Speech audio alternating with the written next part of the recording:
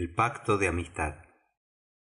Acabamos de hacer una excursión y lo preparamos todo para otra. ¿A dónde? A Esparta, a Micenas, a Delfos, 100 lugares a cuyo solo nombre arde el corazón en deseos de viajar. Hay que ir a caballo, por empinadas veredas, entre matas y desfiladeros. Cada viajero lleva una pequeña caravana. Primero viene el guía o argoyat, luego un caballo de carga con el equipaje, tienda y provisiones, y después unos cuantos soldados de escolta. No esperéis encontrar una posada que os brinde con una mala cama tras las fatigas de un día de marcha. El argoyat prepara el pilaf para la cena. Los insectos vuelan alrededor de la tienda. Noche bien mala, en verdad, para tener al día siguiente que vadear los torrentes de la montaña. Firme en la silla, no te lleve la corriente. ¿Y cuál es la recompensa de tantas fatigas? La mayor, la más rica. Aquí se muestra la naturaleza en todo su esplendor. Cada pie de terreno va unido a un gran recuerdo. Aquí goza la pupila y el alma. Podrá el poeta cantar este país maravilloso. Nos dará el pintor un lienzo rico en luz y color. Pero esta luz y este ambiente nunca podrán reproducirlo. El pastor solitario que descansa sentado en aquella roca, en una sola narración tomada de su vida, nos pintará con sólo algunos rasgos, tal vez mejor que todas las descripciones de viaje, el país de los helenos. Dejadle hablar de una costumbre original y poética. Dejad que el pastor de la montaña nos hable de el pacto de amistad.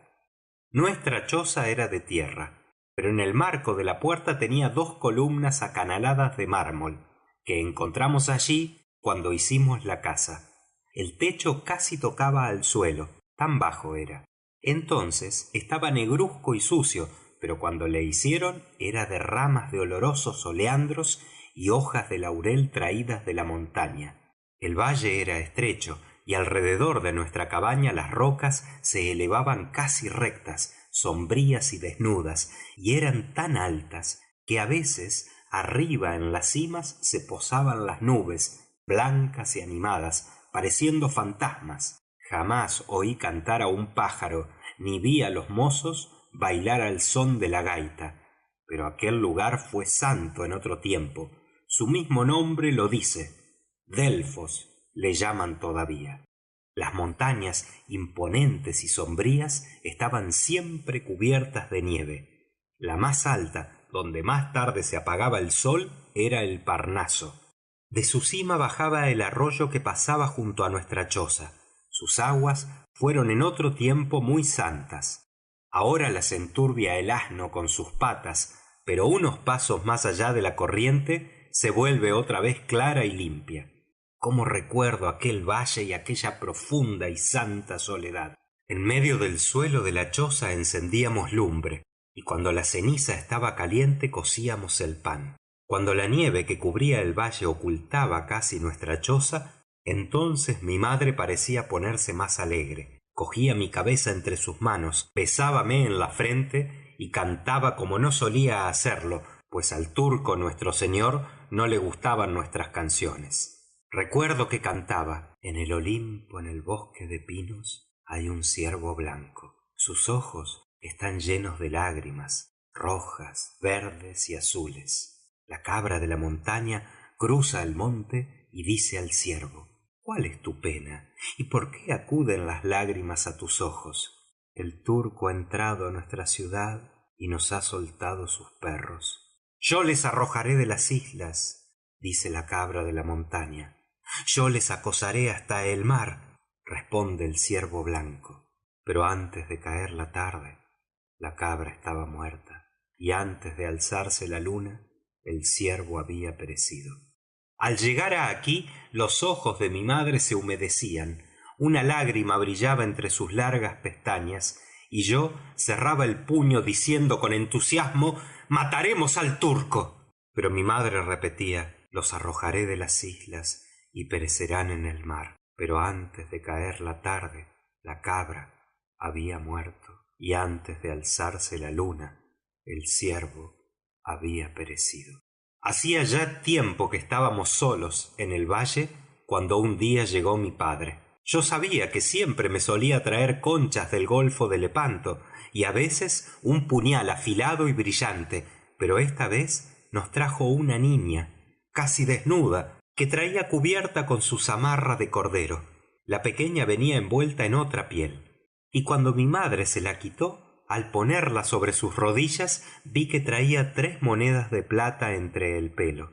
Mi padre nos dijo que el turco había matado al de la niña, y tantas cosas nos contó que toda la noche estuve soñando con ellas. Él mismo estaba herido. Mi madre le vendó el brazo, pero la herida era profunda, y los pelos de su piel de cordero estaban rígidos y separados. Era la sangre helada. La pequeña sería mi hermana.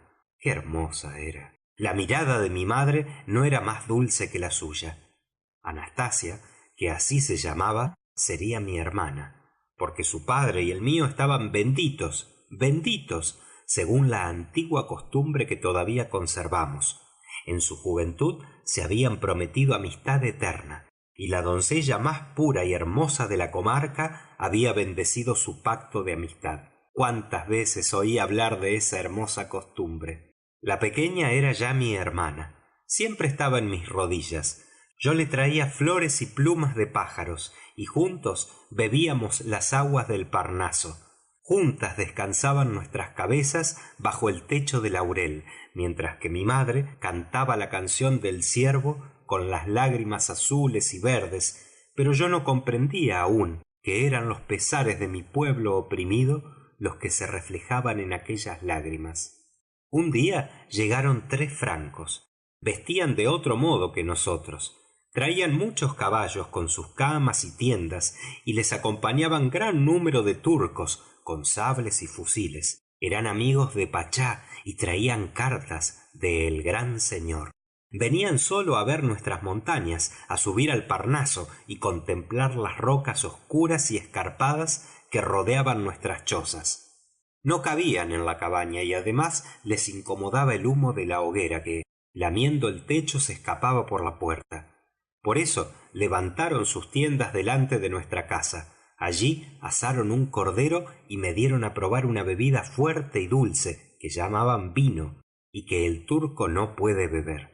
Se fueron al día siguiente y les acompañé un rato, llevando a la espalda en un saco de piel a mi hermana Anastasia. Uno de aquellos señores francos me colocó al lado de una roca y nos pintó a mí y a ella en la posición que estábamos. Parecíamos un solo ser.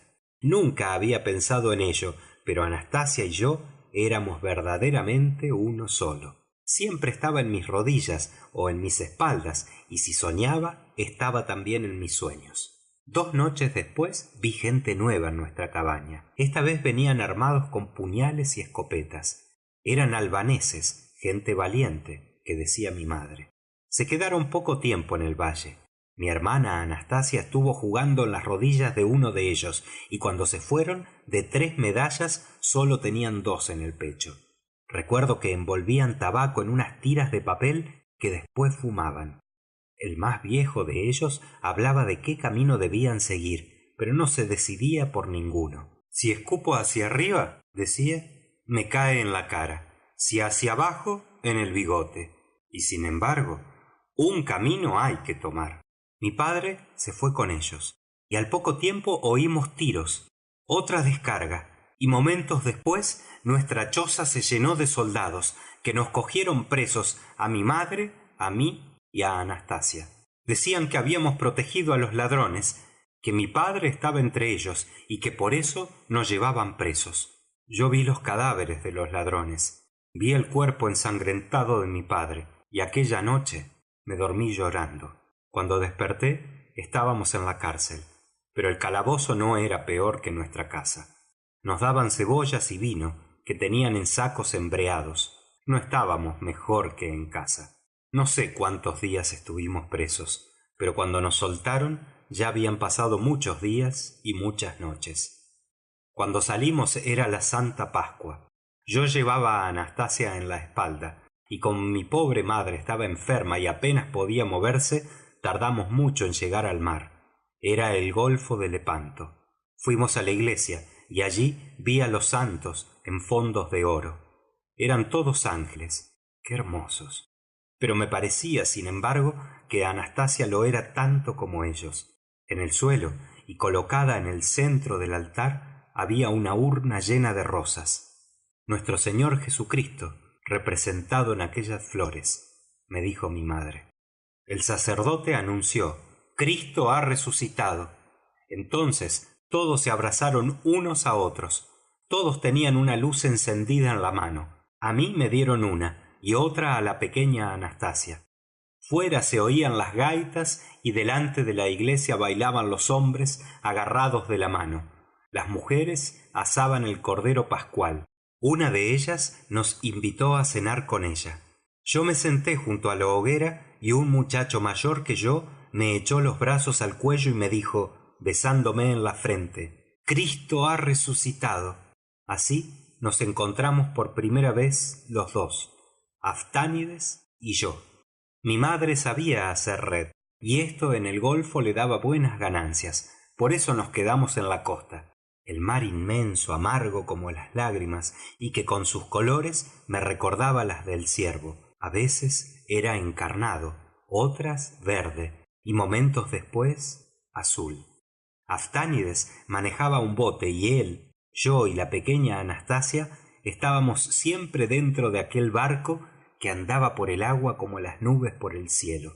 Cuando se ponía el sol, las montañas se cubrían de una niebla azulada. Las cimas se perdían unas detrás de otras. La última, cerca del horizonte y cubierta de nieve, era el Parnaso, que a la última luz de la tarde parecía un hierro candente, pues seguía brillando en el espacio puro y azul mucho después de haberse puesto el sol.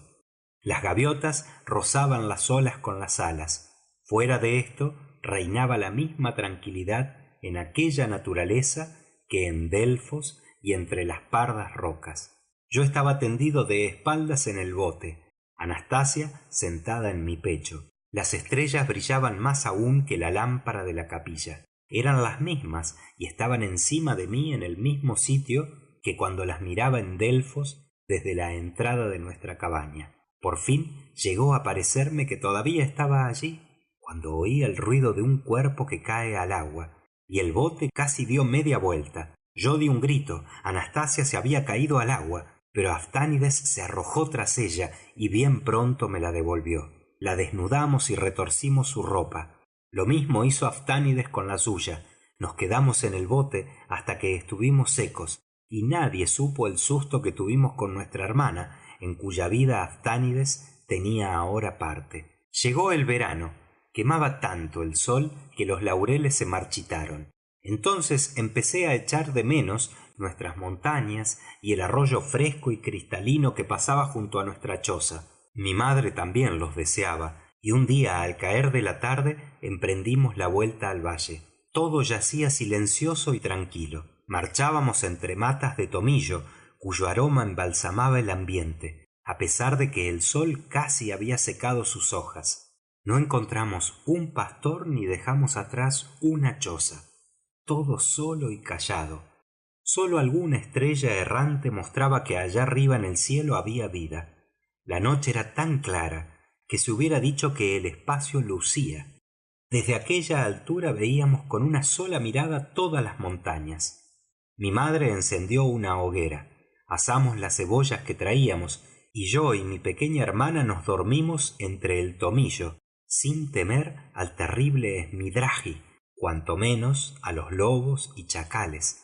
Mi madre estaba cerca de mí, y eso creía yo que era bastante. Por fin llegamos a nuestro valle querido. La choza era un montón de escombros. Había que hacer otra nueva. Unas mujeres que vivían allí cerca ayudaron a mi madre, y a los pocos días ya estaban las paredes cubiertas de oleandros hasta el techo. Yo cuidaba el rebaño del cura, en verdad bien reducido. Anastasia y las tortugas que cogía eran los compañeros de mis juegos. Un día vino nuestro querido Aftánides, que tanto deseaba vernos, y se quedó 3 días con nosotros. Al mes volvió otra vez para despedirse. Iba a embarcarse para Patras y Corfú. Venía a decirnos adiós y a traer un pescado a mi madre. Y me contó tantas cosas, no sólo de los peces de abajo en el golfo de Lepanto, sino también de los héroes y reyes que antiguamente reinaban en Grecia, como ahora los turcos. Yo he visto al rosal echar capullos, y éstos en días y semanas trocarse en flor, antes de que yo pudiese pensar cuán hermosa y encendida era. Así me sucedió con Anastasia. Ella era ya una joven hermosísima, completamente formada, yo un mozo como un roble. Las pieles de lobo que cubrían su lecho y el de mi madre las había arrancado yo mismo a las fieras que habían caído a los tiros de mi escopeta. El tiempo había pasado. Entonces una tarde llegó Aftánides, esbelto como una palmera, fuerte y tostado por el sol. Nos abrazó a todos, y cuántas cosas nos contó del mar, de los castillos de Malta y de las sepulturas de Egipto. Todo era tan maravilloso que parecía una historia de las que nos contaba el cura. Yo le miraba casi con respeto. «¿Cuánto sabes?», le dije, «y qué bien lo cuentas». «Tú, sin embargo, me has contado lo mejor», respondió. «Tú me has contado lo que nunca he podido olvidar, lo más hermoso, esa antigua costumbre del pacto de amistad, esa costumbre que yo tengo valor para seguir. Hermano, vamos, como el padre de Anastasia y el tuyo, a la iglesia. La doncella más pura es Anastasia, y ella nos bendecirá.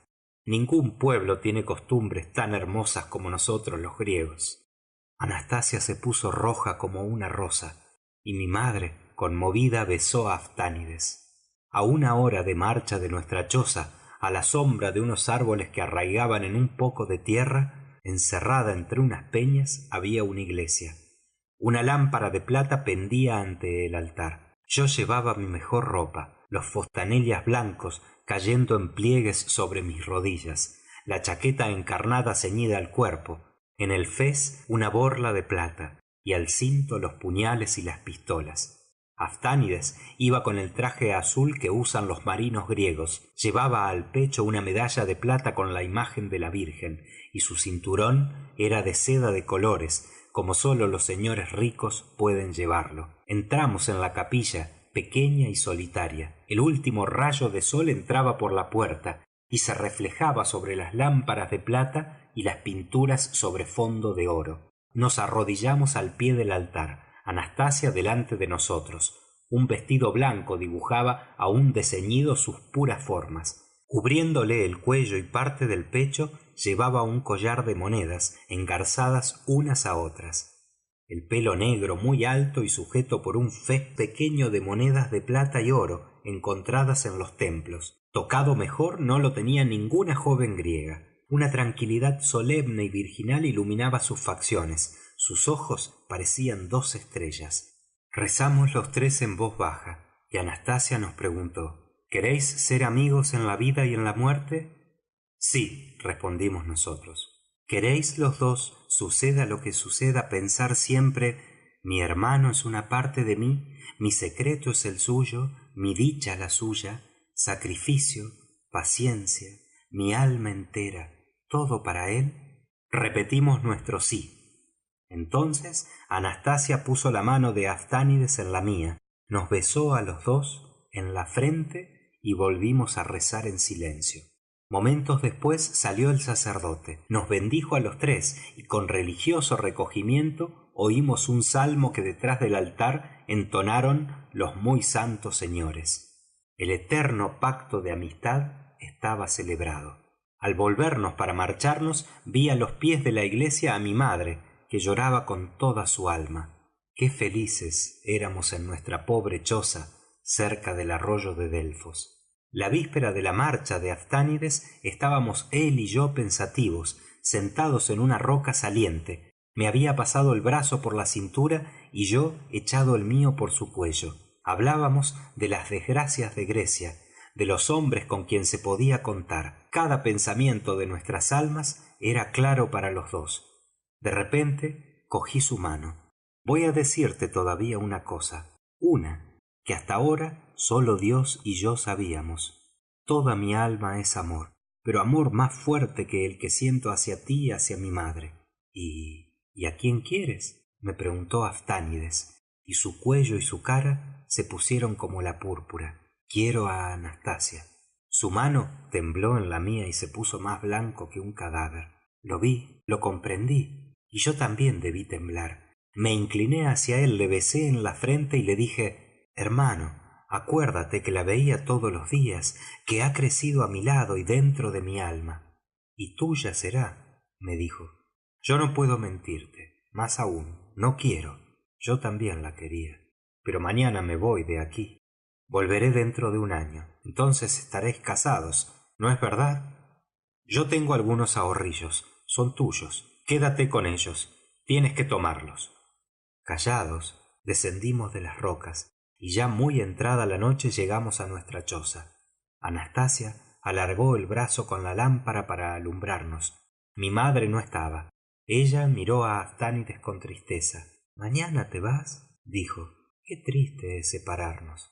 Triste, repitió Aphtanides, y me pareció que en su voz vibraba un dolor inmenso, inmenso como el mío. Yo no podía hablar, pero él cogió a Anastasia de la mano y le dijo: nuestro hermano te ama. ¿Le guardas tú cariño? En su silencio está su amor. Anastasia temblaba. De repente rompió a llorar. Entonces le vi solo a ella. Pensé solo en ella. Le pasé el brazo por la cintura y le dije: sí, te quiero. Ella juntó su boca a la mía y me echó los brazos al cuello. La luz se había caído y a nuestro alrededor todo era negro, negro como en el corazón del pobre Aphtanides. Antes de amanecer nos abrazó a todos y partió. Todos sus ahorros se los había dado a mi madre, para nosotros. Anastasia era mi prometida y algunos días después mi mujer. Fin de El pacto de amistad.